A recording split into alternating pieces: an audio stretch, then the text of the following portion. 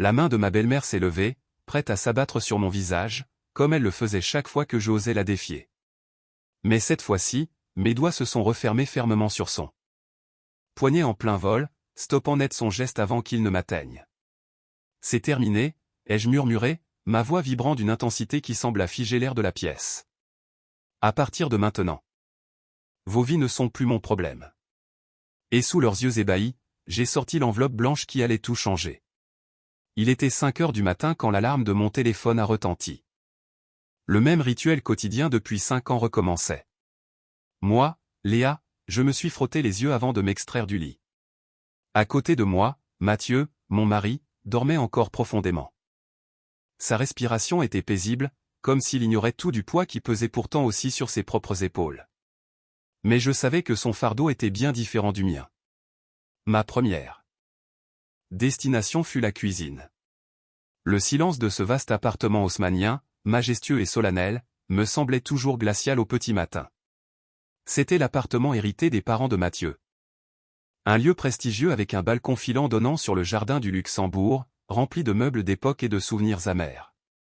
Pour moi, c'était moins un foyer qu'un musée abritant des rancœurs. J'ai commencé à faire chauffer l'eau pour le café. Un café noir, serré, sans sucre. Le préféré de Monsieur Jean-Pierre, mon beau-père. Il devait être parfait, ni trop fort, ni trop léger. Cela faisait 5 ans que je tentais d'atteindre ce point d'équilibre exact, mais il trouvait toujours une raison de se plaindre. Alors que l'arôme du café commençait à embaumer la pièce. J'ai entendu le bruit des pas. Madame Françoise, ma belle-mère, était déjà descendue, impeccable dans sa robe de chambre en soie, ses cheveux relevés en un chignon parfait, même si ce n'était que pour rester à la maison. Ses yeux acérés ont immédiatement balayé la cuisine à la recherche d'une faille. « Bonjour, Françoise », l'ai-je salué en essayant de mettre un peu de chaleur dans ma voix.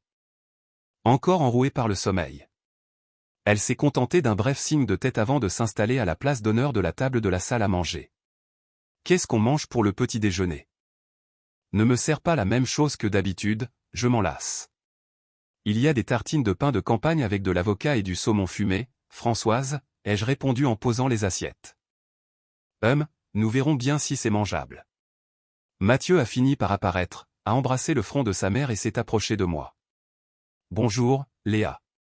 Laisse-moi t'aider, a-t-il chuchoté. Mais comme toujours, Françoise l'appelait déjà. Mathieu, viens t'asseoir ici. Ton père et moi voulons te parler de la nouvelle voiture. Mathieu m'a lancé un regard d'excuse avant d'obéir à l'appel de sa mère. Mon cœur se serrait toujours un peu en le voyant ainsi. C'était un homme bon et aimant, mais devant ses parents, et redevenait un petit garçon terrifié à l'idée de commettre une erreur. Monsieur Jean-Pierre est apparu ensuite, le journal sous le bras. Il s'est assis, a accepté le café que je lui tendais, en a pris une gorgée et a fait une grimace. C'est du café ou de l'eau? De vaisselle? Ça a un goût étrange. Je suis désolé, Jean-Pierre. Je l'ai préparé comme d'habitude, ai-je répondu en gardant une voix stable. Eh bien, fais plus attention demain. Le petit déjeuner s'est déroulé dans un silence pesant, seulement rompu par le cliquetis des couverts en argent. Je mangeais debout dans la cuisine, une tradition tacite qui me faisait sentir que je n'avais jamais vraiment fait partie de cette famille installée à table. J'étais la pourvoyeuse, la servante, le pilier financier. Mon salaire de directrice associée dans un grand cabinet de conseil à la défense payait tout, les charges de copropriété exorbitantes, les factures, l'entretien de l'appartement, les courses gourmets, les frais de scolarité de la prestigieuse école de commerce des 2 cadets de Mathieu, et même l'argent de poche pour les caprices de mes beaux-parents. Quand ils ont terminé, j'ai débarrassé la table. Mathieu m'a aidé à porter la vaisselle sale. Je suis désolé pour tout à l'heure, Léa. Ils subissent beaucoup de pression, a-t-il murmuré. Quelle pression, Mathieu? Celle de décider dans quel club de golf ils vont s'inscrire cette année? Ai-je demandé, incapable de me retenir. Ma voix était plus amère que je ne l'aurais voulu. Mathieu a soupiré. Je sais que c'est dur, mais ce sont mes parents. L'entreprise de mon père a fait faillite, son orgueil est brisé. Nous devons les aider. Aider et se faire exploiter sont 2 choses différentes, Mathieu, ai-je dit calmement avant de retourner à mes préparatifs. À 8 heures, j'étais prête pour le travail. Tailleur cintré, escarpin, maquillage discret. Devant le miroir, je voyais une femme aux yeux fatigués mais aux épaules droites. La Léa forte. L'invulnérable. C'était le masque que je portais chaque jour. Dehors, Françoise discutait avec animation avec une voisine de ses projets de séjour sur la Côte d'Azur le mois prochain. Financé par mes soins, évidemment. J'ai embrassé la joue de Mathieu alors qu'il consultait les informations sur son téléphone. Je m'en vais. Sois prudente sur la route, chérie. On se parle ce soir? D'accord? Ses yeux étaient pleins d'une promesse que j'avais souvent entendue mais rarement vue se réaliser. C'est ça, ai-je répondu sèchement. Dans ma voiture, sur le chemin du bureau. J'ai enfin pu prendre une grande inspiration. Ici, je n'étais pas Léa, la belle-fille dévouée. J'étais Léa, la professionnelle respectée. Mais le poids sur mes épaules semblait de plus en plus lourd. L'image de ma vie de couple était splendide vue de l'extérieur, un appartement de maître, une belle carrière, une famille unie. Mais le vernis s'écaillait, révélant une toile fragile et pourriant. Dessous. Je commençais à me demander combien de temps je devrais vivre dans ce décor de théâtre. Mon seul espoir était que Mathieu trouve un jour le courage de m'aider à restaurer cette toile avant qu'elle ne se déchire complètement. Ce jour-là marquait l'anniversaire de la disparition de ma mère. Comme chaque année, j'ai pris un moment de recueillement dans ma chambre avant de partir. Travailler. J'ai ouvert un petit coffret à bijoux dissimulé dans un tiroir secret de ma commode. À l'intérieur, je gardais un collier de perles de ma grand-mère et une simple bague en or avec une fleur de jasmin gravée dessus. Cette bague était la seule chose de valeur que ma mère ait jamais possédée. Elle la portait toujours, même quand ses mains étaient devenues ridées. Elle disait que cette bague était un rappel de rester toujours forte et parfumée comme un jasmin, peu importe l'endroit où l'on est planté. Je l'ai caressée, sentant sa force m'envahir. Maman, donne-moi de la force aujourd'hui, ai-je murmuré avant de la ranger soigneusement et de verrouiller le tiroir. À mon retour du travail, il y eut une petite réunion de famille. Françoise a annoncé ses plans pour les fêtes de Pâques à venir, ce qui nécessiterait bien sûr une somme d'argent considérable. J'ai simplement hoché la tête, calculant mentalement le budget que je devrais réajuster. Ce soir-là, en allant chercher ma crème de nuit dans le même tiroir, mon cœur a raté un bond. Le coffret était là, mais la bague au jasmin de ma mère avait disparu. La panique m'a saisi. J'ai vidé le tiroir. Fouillé chaque recoin, je me suis même mise à genoux pour chercher sous le meuble. Rien. Ma poitrine se serrait. Je suis allé directement voir Mathieu, qui regardait la télévision au salon. Mathieu, as-tu vu la bague en or de ma mère? Celle avec le jasmin gravé, ai-je demandé, la voix tremblante. Non, Léa. La dernière fois que je l'ai vue, c'est quand tu l'as rangée. A-t-il dit, commençant à remarquer mon agitation. Oui, elle était là ce matin, et maintenant elle a disparu. Le petit tumulte a attiré l'attention de mes beaux-parents qui jouaient aux échecs sur la terrasse. Ils sont entrés dans la pièce. Disparu? Tu l'as probablement posée ailleurs, Léa. Tu es tellement débordée par tout ce travail, ta mémoire te joue des tours, a dit Françoise en secouant la tête. C'est impossible, Françoise. Je suis très prudente avec cette bague. Je la garde ici et ce tiroir est toujours verrouillé, ai-je rétorqué, retenant mes larmes. Jean-Pierre a eu un petit rire dédaigneux. Tu as pu oublier de fermer à clé. Ou alors? Il a marqué une pause en me regardant d'une manière qui me mettait mal à l'aise, tu avais besoin de liquidité rapidement pour quelque chose et tu l'as vendu en douce.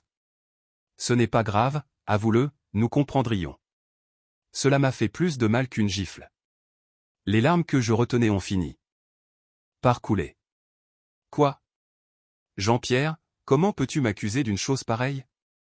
C'était le souvenir de ma mère. Elle n'avait pas de prix. Bien sûr. Et comme elle n'avait pas de prix. Je suis sûr qu'on t'en a donné beaucoup, a répondu Françoise avec une logique qui me déchirait l'âme. J'ai regardé Mathieu, le suppliant du regard. Dis quelque chose. Défends-moi. Mathieu s'est levé, pâle. Maman, papa, ne l'accusez pas comme ça. Léa ne vendrait jamais cette bague. Mathieu, tu es trop crédule. Je sais comment sont les femmes de carrière aujourd'hui. Elles ont besoin d'argent pour maintenir les apparences, pour garder leur statut au bureau. Elles gagnent beaucoup, mais dans quoi dépensent-elles tout cela? A continué Françoise. Ces mots agissant comme un poison lent. Je ne pouvais plus le supporter. Je travaille dur non pas pour les apparences, mais pour cette famille, pour le niveau de vie que vous et Jean-Pierre exigez. Vous voyez, elle est déjà sur la défensive. C'est un signe de culpabilité, a déclaré Jean-Pierre en haussant le ton. La dispute s'est terminée par ma fuite dans la salle de bain, où j'ai pleuré de manière incontrôlable. Mathieu a frappé à la porte, me suppliant de sortir, s'excusant, mais ses mots sonnaient creux. Ils n'avaient pas pu arrêter leurs accusations cruelles. Ils n'avaient pas osé dire fermement à ses parents, ça suffit. Léa est innocente. Cette nuit-là, pour la première fois depuis notre mariage, j'ai dormi dans la chambre d'amis, non par colère contre Mathieu, mais à cause d'une douleur profonde et d'un sentiment de trahison. Le lit semblait glacé. J'ai serré mon oreiller, imaginant le sourire chaleureux de ma mère. La bague était partie. Et avec elle, le dernier lambeau de sécurité que j'avais dans cette maison.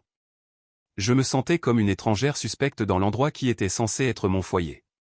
Qui avait osé la prendre? Et pourquoi? Les jours suivants furent sinistres. J'étais comme un automate. Se lever, travailler, rentrer, s'occuper de tout, dormir. La communication avec Mathieu était froide. Avec mes beaux-parents, elle était glaciale. Il continuait à faire des remarques acerbes sur l'honnêteté et la gratitude. Un mercredi après-midi, mon patron m'a laissé partir plus tôt car nous avions bouclé un projet majeur. Il était à peine 15 heures. En ouvrant la porte d'entrée, j'ai vu que la voiture de Jean-Pierre n'était pas là. Normalement, il ne sortait jamais à cette heure. L'appartement semblait désert. Je suis entré silencieusement, retirant mes chaussures. J'allais monter directement dans ma chambre pour me changer quand des chuchotements provenant de la chambre de mes beaux-parents m'ont figé sur place. Ils étaient sérieux et semblaient tendus. Mais si elle le découvre, c'était la voix de Françoise. Elle ne découvrira rien. Et puis, c'est pour notre bien à tous. Le salaire de Léa ne suffit pas si nous voulons vraiment nous refaire une santé financière, a répondu Jean-Pierre. Mon cœur a commencé à battre la chamade. Je me suis plaqué contre la porte froide du couloir. Je savais que je ne devais pas écouter, mais mon instinct était plus fort. Il parlait de moi. J'ai apporté la bague au crédit municipal ce matin. Ils m'en ont donné une belle somme. Ce sera le capital de départ pour cet investissement boursier que mon ami m'a proposé. Dans un an, cela pourrait doubler, a dit Jean-Pierre avec fierté. Le monde s'est arrêté de tourner. Mon souffle s'est coupé. Le crédit municipal, la bague de ma mère. C'était donc eux.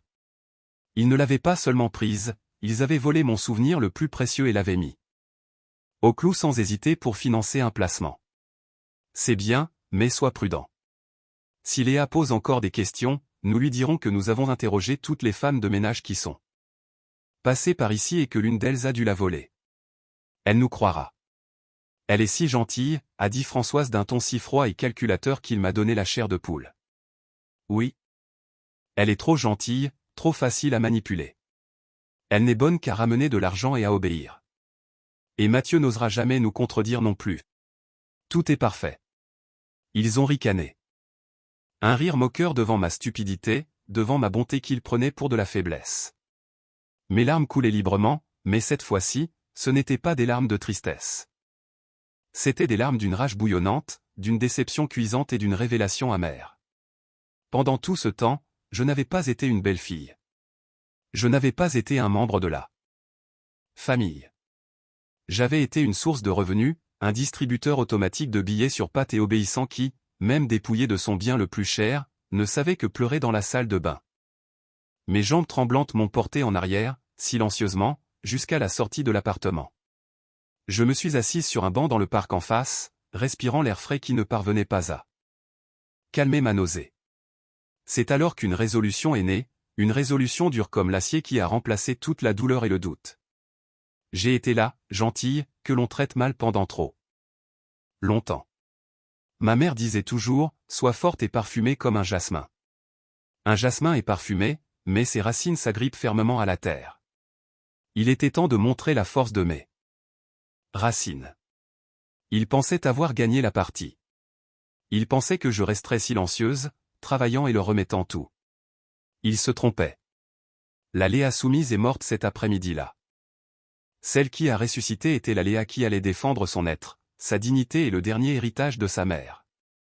J'ai essuyé mes larmes, j'ai pris une profonde inspiration et un léger sourire s'est dessiné sur mes lèvres. Très bien. S'ils voulaient jouer à la guerre, ils allaient être servis. Mais cette guerre ne se mènerait pas avec des cris ou des larmes.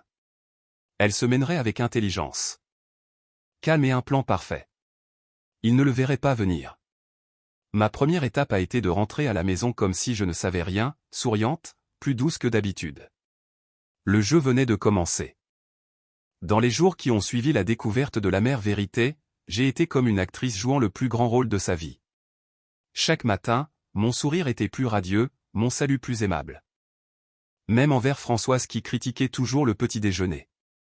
J'ai préparé le café avec la pointe d'amertume exacte qu'elle appréciait. Et quand elle s'en plaignait encore, je me contentais d'incliner la tête en disant « Je suis désolé, Françoise. Je ferai mieux demain », d'une voix parfaitement soumise. À table, j'ai commencé à écouter plus attentivement quand il parlait de leur projet. J'ai mentionné que les nouveaux voisins, les Garcia, étaient partis en vacances aux Canaries. Ils disent qu'ils ont eu une offre exceptionnelle, s'est plainte Françoise un matin. Oh.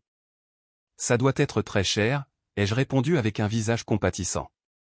Mais si vous en avez envie, peut-être que pour le prochain semestre, nous pourrions prévoir quelque chose. Je suis en train de revoir le budget. Les yeux de Françoise se sont illuminés. Vraiment, Léa? Tu t'en occuperais? Bien sûr. Pour votre bonheur, je ferai ce que je peux. Mes mots étaient comme du miel. Et il les buvait avec délice. Mathieu a remarqué mon changement d'attitude avec surprise. Quand nous étions seuls dans la chambre, il m'a demandé « Léa, est-ce que ça va ?» J'étais inquiet après cette histoire de bague. Je l'ai regardé avec un doux sourire. J'ai réalisé, Mathieu, que j'étais peut-être trop tendu. Ce sont tes parents. Je devrais peut-être être plus compréhensive. Ils traversent une période difficile. Mes mots semblaient si sincères que Mathieu m'a serré fort dans ses bras. Merci, Léa. Je te le promets, un jour nous serons heureux par nous-mêmes. Je cherche des opportunités d'affaires, a-t-il chuchoté. Sa sincérité me touchait, mais elle m'attristait aussi. Les promesses de Mathieu étaient comme des ombres, elles étaient toujours là. Mais on ne pouvait jamais les saisir. Pour l'instant, je devais me concentrer sur mon propre plan. Derrière ce sourire soumis, mon esprit travaillait avec une précision froide et calculée.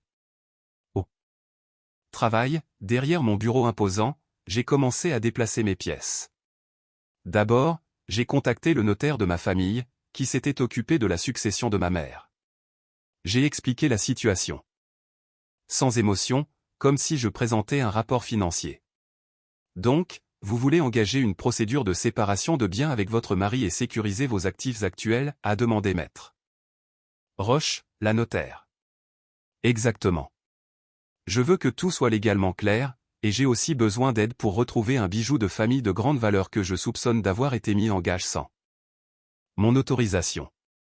Je lui ai donné une description détaillée de la bague et une vieille photo de ma mère la portant. Maître Roche a acquiescé avec un regard compréhensif. Nous nous chargerons de localiser l'objet. S'il peut être tracé et prouvé qu'il s'agit de votre propriété, cela constituera une base légale très solide. La deuxième étape a été la banque. J'ai transféré toutes mes économies personnelles, mes investissements et mes fonds d'urgence sur un nouveau compte dans une banque différente, uniquement à mon nom. Je l'ai fait progressivement, par somme qui n'attirait pas l'attention, pour ne pas déclencher d'alarme. J'ai également annulé toutes les cartes de crédit supplémentaires que mes beaux-parents utilisaient, sous prétexte que la banque effectuait une vérification de sécurité. Chaque soir, en rentrant du travail, je continuais à apporter des petites attentions, les pâtisseries préférées de Françoise ou une revue économique pour Jean-Pierre. Françoise, j'ai vu qu'il y avait une spécialité à la boulangerie et j'ai pensé à vous. Ces petits cadeaux les ont convaincus davantage que j'étais redevenu la Léa soumise et gérable. Et ils se sont sentis de plus en plus à l'aise pour exposer leurs plans. Léa, le mariage de ma nièce est le mois prochain. Nous devons offrir une enveloppe généreuse. Nous ne pouvons pas paraître radin, a demandé Françoise un soir. Bien sûr, Françoise. Quelle est la coutume, ai-je demandé en prenant des notes sur mon téléphone comme s'il s'agissait d'une liste de courses importante. Au moins 1000 €. Nous sommes une famille importante, nous devons tenir notre rang. J'ai hoché la tête. Entendu. Je mettrai cela de côté. Dans ma chambre, cette note n'était pas une liste de courses, mais une liste de griefs. Chaque demande, chaque plainte, chaque projet qui vidait mon énergie et mon compte en banque, je le documentais méticuleusement, la date, le montant et la raison invoquée. C'était ma collection de preuves pour renforcer ma position. Une nuit, alors que tout le monde dormait, je suis sorti sur le balcon. L'air nocturne caressait ma peau. J'ai regardé les étoiles dans le ciel sombre et j'ai pensé à ma mère. Maman, ai-je chuchoté. Peut-être que je ne peux pas être aussi parfumée qu'un jasmin comme tu l'étais, mais je serai aussi forte que ses racines. Je protégerai tout ce que tu m'as laissé.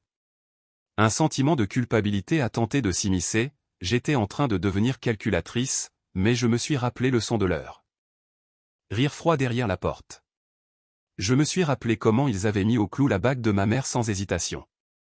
Ce n'était pas de la méchanceté, c'était de la légitime défense. C'était une guerre pour reprendre le contrôle de ma propre vie. J'ai pris une grande inspiration. La phase de préparation était presque terminée. La notaire m'avait envoyé le projet d'acte de séparation. Les détails de la bague au crédit municipal avaient été tracés. Mes comptes étaient en sécurité. Bientôt, je leur ferai la plus grande surprise de leur vie. Et pour cela, je devais rester patiente, continuer à sourire et jouer mon rôle de belle-fille idéale jusqu'au moment opportun. Je suis retourné dans la chambre et j'ai regardé Mathieu, dormant paisiblement. Cela me rendait triste car dans mon grand plan, il serait lui aussi blessé.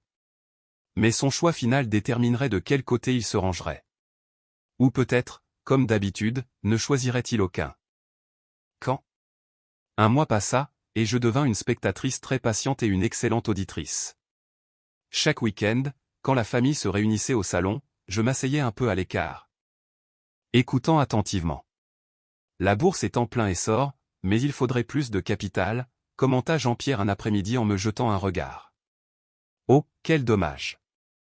Mais je suis sûr que vous trouverez une solution, Jean-Pierre, ai-je répondu avec un faux enthousiasme.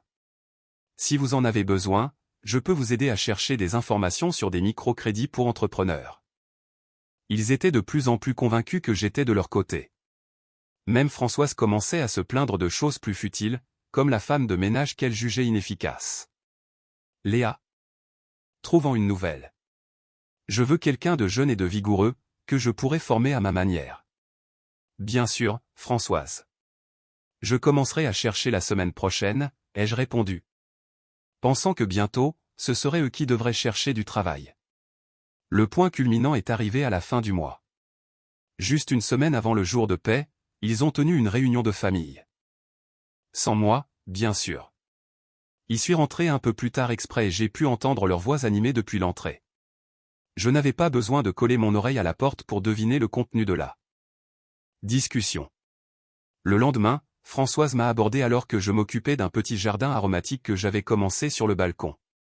Léa, ton père et moi voulons te parler. J'ai arrêté ce que je faisais et je l'ai accueilli avec un sourire. Oui, Françoise. Qu'est-ce qui se passe? Tu vois, les cadets de Mathieu ont besoin de plus d'argent pour leur projet de fin d'études. Et notre rente mensuelle, eh bien, avec l'inflation, nous pensons qu'il faut l'augmenter. De plus, j'ai pensé à rejoindre un nouveau cercle social avec des gens très influents. Le droit d'entrée est considérable, mais le prestige est immense. Elle a cité un chiffre qui, bien que je m'y sois préparé, m'a coupé le souffle. La somme représentait presque la moitié de mon salaire. C'était leur test final. Jusqu'où pourrait-il me pousser? Je n'ai pas répondu tout de suite. J'ai regardé le petit pot de jasmin que j'avais planté moi-même en souvenir de ma mère. Ces fleurs étaient en pleine éclosion, parfumées. J'ai pris une grande inspiration et je les regardais, mon visage exprimant une concentration sérieuse. C'est une demande importante, Françoise. J'ai marqué une pause, voyant l'espoir dans ses yeux. Mais pour la famille, je vais essayer. Donnez-moi jusqu'au jour de paix. Je vais tout organiser. Le visage de Françoise s'est illuminé. Elle a même touché mon épaule, un geste d'affection incroyablement rare. Je savais que tu étais une brave fille. Mathieu a de la chance de t'avoir. Quand elle est partie, mon sourire a disparu. C'en était assez. C'était la preuve irréfutable de leur avidité sans limite. Je leur avais donné assez de cordes pour qu'ils s'y empêtrent. Les derniers jours avant le grand jour furent consacrés à tout peaufiner. La notaire a finalisé tous les documents. L'accord postnuptial, précisant clairement que tous les actifs acquis par mes propres efforts étaient ma propriété exclusive, était prêt à être signé. Le certificat officiel du crédit municipal, tracé avec succès par l'avocat, confirmant qu'une bague correspondant aux spécifications de celle de ma mère avait été mise en gage par Monsieur Jean-Pierre, se trouvait également dans un dossier bleu impeccable. J'avais même loué un petit appartement modeste pour leur future résidence. Je ne voulais pas qu'ils finissent littéralement à la rue, je voulais qu'ils fassent l'expérience d'une vie simple gagnée par leurs propres efforts. J'ai aussi préparé une lettre de démission de mon poste de trésorière familiale. Rédigée dans un langage formel et froid, détaillant toutes les dépenses de l'année passée ainsi que les notes sur leurs demandes que j'avais prises. La veille du jour de paix, Mathieu semblait nerveux. Léa, vas-tu vraiment leur donner autant d'argent demain? C'est une somme énorme, il ne te restera presque rien pour toi. Je l'ai regardé. Une petite étincelle d'espoir s'est allumée dans mon cœur. Peut-être allait-il enfin me défendre. Que devrais-je faire, Mathieu? Dis-le-moi, s'il te plaît. Ta mère l'a déjà demandé. Il est resté silencieux pendant un long moment, regardant le sol. J'essaierai de leur parler pour réduire le montant. Ce n'était pas une défense, c'était une négociation. Mon dernier espoir s'est éteint. Ne t'inquiète pas, Mathieu. Demain, tout sera clair et tout changera. Il m'a regardé, confus, mais je lui ai juste adressé un petit sourire avant d'éteindre la lumière. Je n'ai pas pu dormir. Mon cœur battait la chamade, imaginant la scène du lendemain. J'avais peur, bien sûr, et j'étais anxieuse. Mais derrière tout cela, je ressentais un immense soulagement, comme quelqu'un qui a retenu son souffle pendant longtemps. Et qui peut enfin l'expulser. Demain, les masques tomberaient.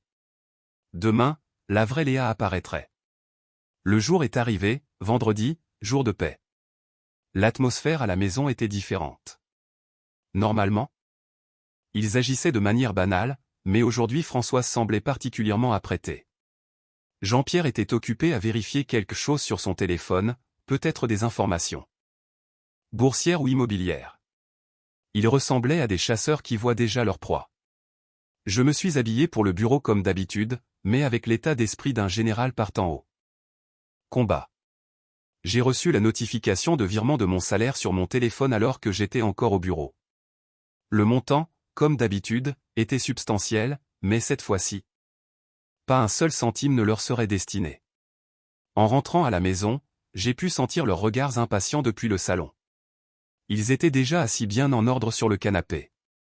Mathieu était à l'heure. Côté, le visage tendu. Ah, tu es là. Nous t'attendions. Françoise m'a accueilli d'un ton presque amical. Désolé, Françoise.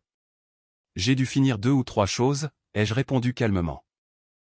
J'ai posé ma sacoche sur une chaise. Puis, sans changer d'expression, j'ai sorti une mince enveloppe marron de l'intérieur. Elle était très différente de l'enveloppe épaisse que je leur donnais habituellement. Je l'ai posée sur la table basse devant eux. Voilà pour les dépenses de ce mois-ci. Françoise a souri jusqu'aux oreilles et s'est emparée de l'enveloppe d'un geste vif. Elle a déchiré l'extrémité et en a sorti le contenu, quelques billets et une lettre. Ses yeux ont compté l'argent rapidement. Le sourire sur son visage s'est évanoui, remplacée par une expression de confusion et une rage naissante. Qu'est-ce que c'est que ça? Ce n'est même pas le quart de d'habitude. Ce n'est même pas assez pour les courses quotidiennes, a-t-elle crié en agitant les billets. Jean-Pierre a bondi et a arraché l'enveloppe des mains de sa femme. Il a regardé le contenu et son visage s'est assombri. Léa, quelle est la signification de tout ceci? Ce n'est pas une plaisanterie. Mathieu avait l'air terrifié. Léa, il doit y avoir une erreur dans le compte. Comment est-ce possible? A-t-il demandé, tentant de faire le médiateur. Je me suis tenu droite. Les mains le long du corps. Ma voix était plane et calme, comme si je présentais un rapport au bureau. Il n'y a pas d'erreur, Mathieu. C'est la somme que vous méritez tous les trois. Ce que nous méritons? A hurlé Françoise en se levant d'un bond. Et pour qui te prends-tu pour décider de ce que nous méritons? Tu n'es que la belle-fille. Ton obligation est de respecter. Et de soutenir tes beaux-parents. C'est alors que toutes les émotions que j'avais réprimées pendant des mois, toute l'amertume, toute la douleur, je les ai soigneusement organisées en mots tranchants et froids. L'atmosphère de la pièce s'est embrassée, mais mon aura est devenue encore plus glaciale. Obligation, ai-je dit lentement. Parlons des obligations. L'obligation d'une belle-fille est d'aider, pas d'être pressée jusqu'à la dernière goutte. L'obligation d'une famille est de se respecter mutuellement, pas d'exploiter. Où est la preuve que nous t'exploitons? Nous ne demandons que ce qui nous revient. A craché Jean-Pierre. Voici la preuve, ai-je dit en sortant le dossier bleu de ma sacoche. Je leur ai montré les copies du rapport du crédit municipal. Une bague en or, héritage de ma mère décédée avec une gravure de jasmin, a été mise en gage par vous, Jean-Pierre, le 22 du mois dernier, à votre nom. La valeur était considérable.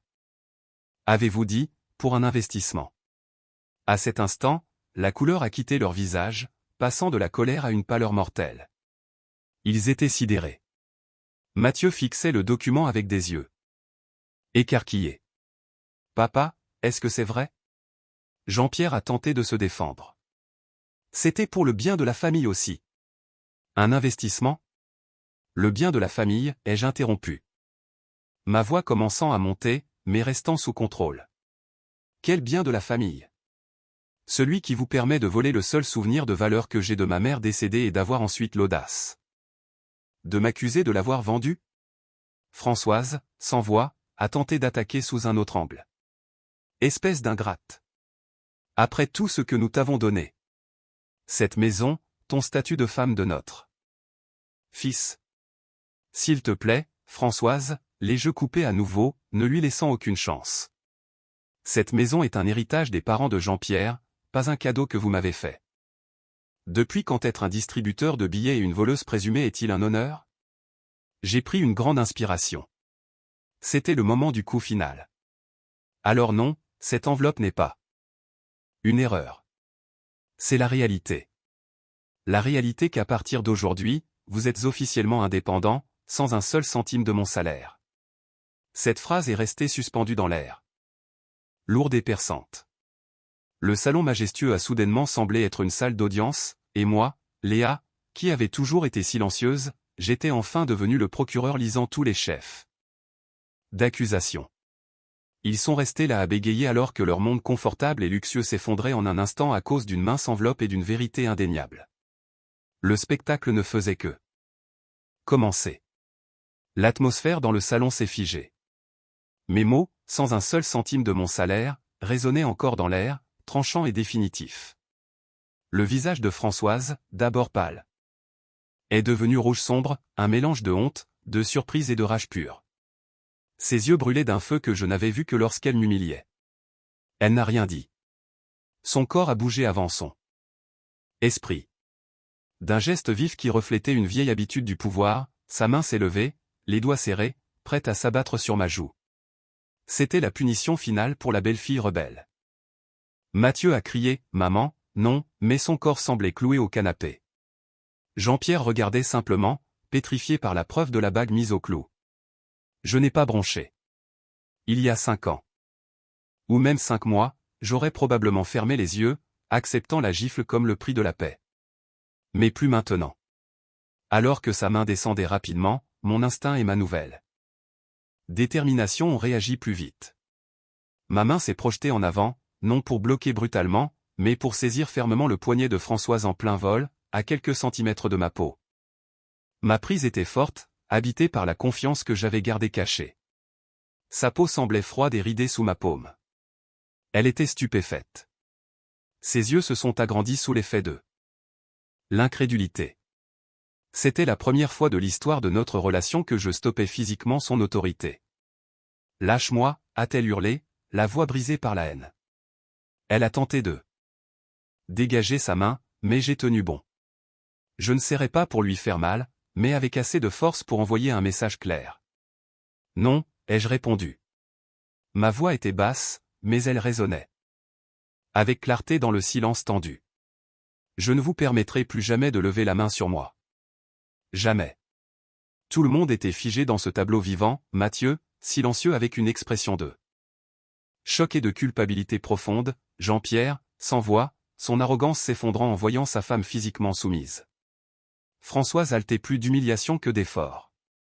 J'ai lentement relâché son poignet et elle a retiré sa main brusquement comme si elle avait été brûlée. « Tu es folle » Léa a enfin réussi à dire Jean-Pierre, mais ce n'était qu'un grognement impuissant. Je me suis redressé encore plus, les regardant l'un après l'autre. C'est vous qui êtes fou de penser que la gentillesse est une faiblesse et que vous pourriez continuer à me presser sans conséquence. Ma voix était plus forte maintenant, remplissant la pièce. Il est temps de faire face à la réalité. J'ai repris le dossier bleu et j'en ai sorti d'autres documents. Voici une copie de l'acte de séparation de biens déjà enregistré. Tout ce que j'ai gagné avec mon salaire est ma propriété absolue. Cette maison est au nom de Mathieu et au vôtre, Jean-Pierre. Faites-en ce que vous voulez, mais la voiture que vous utilisez est à mon nom. Les cartes de crédit ont été annulées. Les comptes d'épargne que vous connaissez sont vides. Mathieu s'est levé. Dévasté. Léa, qu'as-tu fait? Pourquoi être allé aussi loin? Je l'ai regardé. La douleur dans mon cœur a refait surface, mais je l'ai réprimée. J'ai fait ce que tu aurais dû faire il y a longtemps, Mathieu. Nous protéger. Mais tu étais trop occupé à protéger leurs sentiments, j'ai désigné mes beaux-parents, en oubliant que ta partenaire était aussi blessée. Ils ont mis en gage la bague de ma mère, Mathieu, et m'ont accusé de l'avoir vendue. Maintenant, j'ai dirigé tous mes mots vers Jean-Pierre et Françoise. Pour vous deux, voici la réalité. Vous avez deux options. Premièrement, je porte plainte pour le vol de la bague en tant que détournement de biens. Ou deuxièmement, vous quittez cet appartement et commencez à vivre par vous-même. Impossible. C'est la maison de nos parents. A hurlé Françoise. Exact.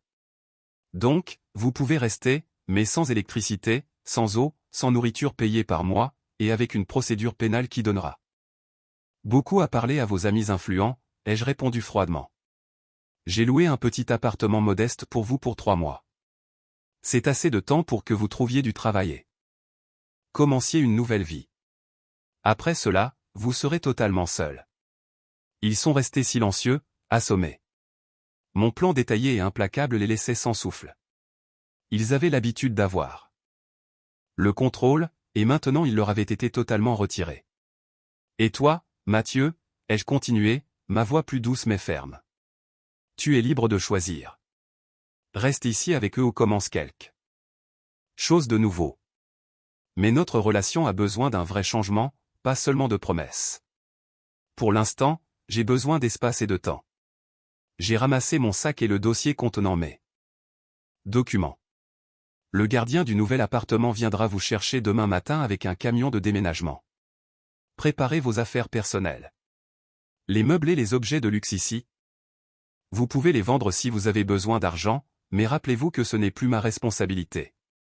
Sans attendre de réponse, je me suis détourné et j'ai marché vers la porte. Mes pas étaient fermes, bien que mon cœur tambourinait. Derrière moi, j'ai entendu les sanglots inconsolables de Françoise, non plus de colère mais de désespoir, et la voix de Mathieu appelant mon nom tristement. Je ne me suis pas retourné. Ce chapitre était terminé. Je venais de fermer un livre sombre et je n'allais pas rouvrir la même page une seconde fois. Le lendemain, je ne suis pas allé travailler. J'ai pris une chambre dans un hôtel près du bureau, me donnant le temps de respirer. J'ai informé Mathieu par SMS que je superviserais le déménagement à distance et qu'il devait s'assurer que ses parents coopèrent. Depuis la fenêtre de l'hôtel, mon esprit a dérivé vers ce qui avait été ma maison. J'imaginais le chaos à l'intérieur. Les objets de luxe qui faisaient leur fierté devaient maintenant être triés. Lesquels pourraient-ils emmener dans un modeste 3 pièces, et lesquels devaient être laissés derrière ou vendus? J'imaginais le visage de Françoise. Probablement gonflé d'avoir pleuré toute la nuit, réalisant que ses cercles sociaux, ses vacances, tout s'était évanoui comme un rêve. Je pensais aussi à Mathieu. Partirait-il avec eux ou resterait-il seul dans ce vaste appartement silencieux? La douleur de quitter mon mari était réelle, mais la douleur de rester dans une relation qui me dévalorisait et m'humiliait était plus grande. Parfois, pour guérir une blessure profonde, il faut faire une coupe franche. Vers midi, j'ai reçu un rapport du gestionnaire de l'appartement. Le déménagement était terminé. Le processus avait été calme, malgré beaucoup de larmes et de protestations de Françoise. Ils avaient emporté plusieurs valises et cartons de vêtements et d'effets personnels. Le reste, ils l'avaient laissé à Mathieu pour qu'il le vende. J'ai aussi reçu un message de Mathieu. Il était long, rempli de regrets. Il s'excusait pour sa négligence, sa lâcheté et son silence quand il me faisait du mal. Il disait qu'il avait décidé de rester dans l'appartement de ses parents pendant un certain temps pour s'assurer qu'ils allaient bien et les aider à s'adapter. Il a écrit « Je sais que c'est la conséquence de mes actes. Je ne te demande pas de revenir maintenant, mais s'il te plaît, ne me ferme pas la porte pour toujours. Donne-moi une chance de prouver que je peux changer. » J'ai relu ce message plusieurs fois. Des larmes ont coulé. Y avait-il encore de l'amour? Oui. Mais était-ce suffisant? Pas encore. La confiance est comme une assiette de porcelaine, une fois brisée, on peut essayer de recoller les morceaux, mais les fissures seront toujours visibles. Il faut beaucoup de temps pour réparer, ou peut-être faut-il une assiette complètement neuve. Quelques jours plus tard, je suis retourné à l'appartement. Il semblait immense, silencieux et vide. Les cris de Françoise, les plaintes de Jean-Pierre avaient disparu. J'ai parcouru chaque pièce, je me suis assise sur la chaise de la salle à manger qu'elle occupait autrefois. Je me suis tenu dans la cuisine qui avait été mon quartier général. Petit à petit, j'ai commencé à nettoyer. Pas seulement la poussière, mais l'énergie négative qui s'accrochait à chaque recoin. J'ai ouvert toutes les fenêtres, laissant entrer l'air frais et la lumière du soleil.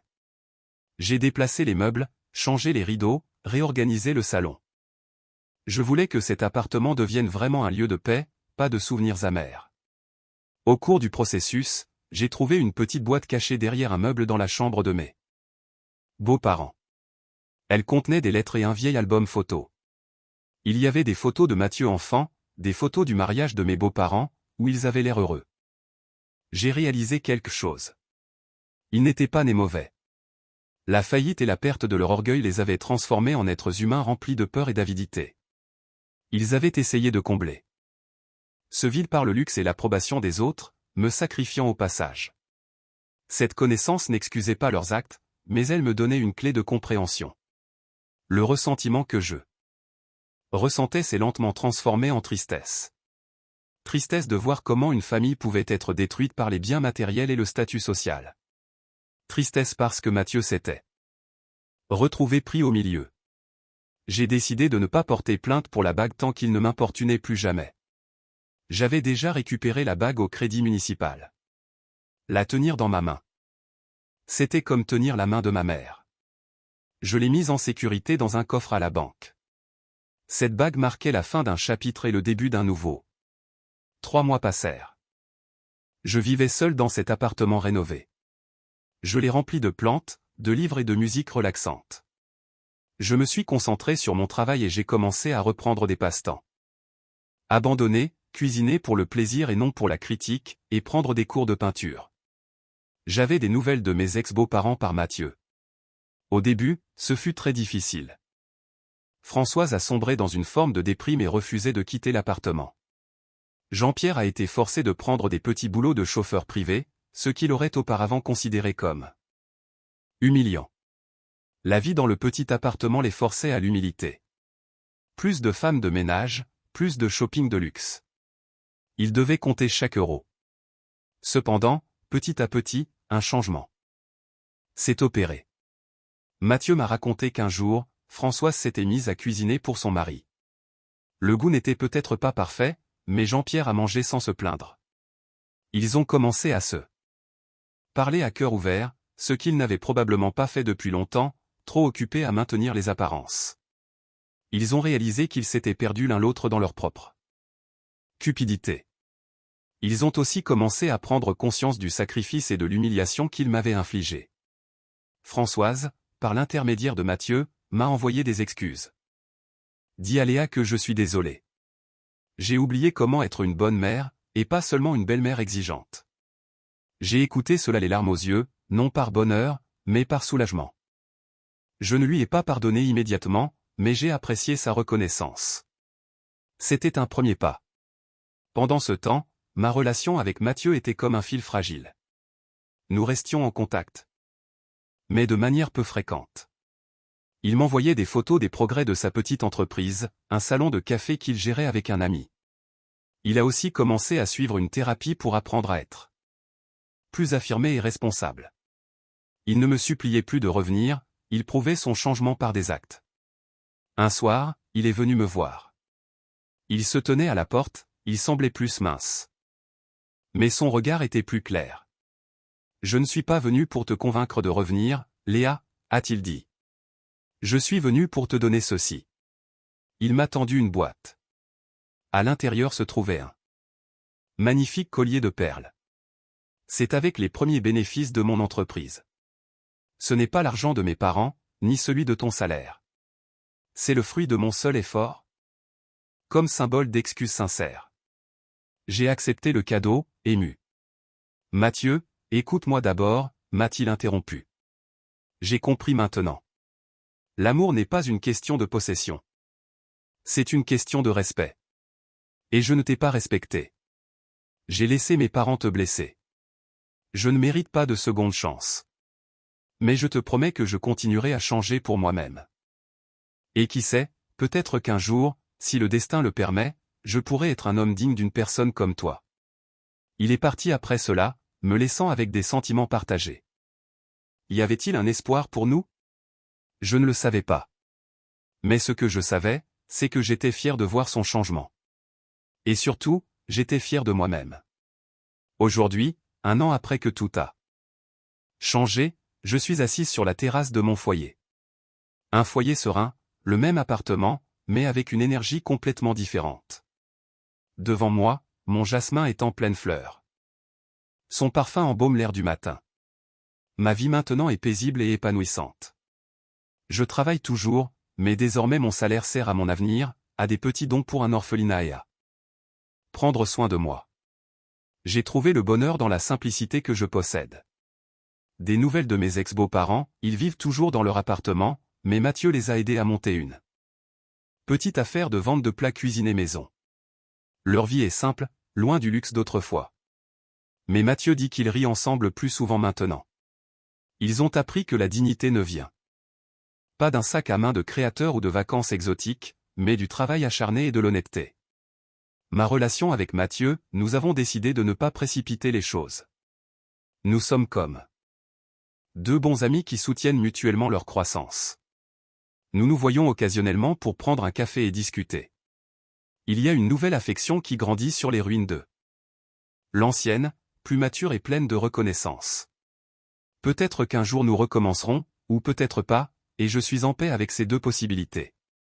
Le plus important est que je me suis retrouvé. La Léa forte. La Léa qui a osé dire assez. La Léa qui n'a pas peur d'être seule. J'ai appris qu'être bon ne signifie pas se laisser humilier. La vraie force est le courage de fixer des limites, même avec les personnes que l'on aime. Mon histoire est peut-être remplie de larmes et de douleurs, mais de là est née une sagesse nouvelle. Pour quiconque écoute ceci, si vous êtes dans une situation qui vous fait vous sentir petit, où votre gentillesse est vue comme une faiblesse, rappelez-vous que vous avez le droit d'être respecté. Vous avez le pouvoir de changer le scénario de votre vie. Parfois, l'étape la plus difficile, comme marcher sur du verre brisé, est celle qui vous mène vers un endroit plus lumineux. Comme le jasmin sur ma terrasse, il a dû endurer des tempêtes. Ses feuilles ont flétri, mais avec des racines solides et les soins appropriés, il a refleuri, encore plus parfumé qu'auparavant.